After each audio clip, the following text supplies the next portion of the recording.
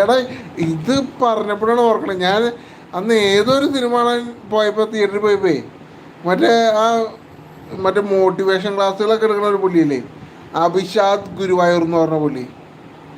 അപ്പം പുള്ളീനെ കണ്ട് ഞാൻ ഇങ്ങനെ മൊത്തയ്ക്ക് നോക്കിയപ്പോൾ പുള്ളി എൻ്റെ അടുത്ത് നിന്നെ ഞാൻ എവിടെ കണ്ടിട്ടല്ലോ എന്ന്. എടാ പുള്ളി വരെ എൻ്റെ അടുത്ത് ചോദിച്ചോടാ നിന്നെ ഞാൻ എവിടെ കണ്ടിട്ടില്ലോ എന്ന്. ഞാൻ പറഞ്ഞു അത് യൂട്യൂബിലായിരിക്കും പറഞ്ഞു. അപ്പോൾ ആ യൂട്യൂബിലാണ്, പക്ഷേ ആ അപ്പോഴാണ് പുള്ളി ഇങ്ങനെ ഓരോന്നോരോന്ന് പറഞ്ഞത്. എടാ ആ പുള്ളി വരെ എന്നെ കണ്ടിട്ട് മനസ്സിലാക്കിയടാ.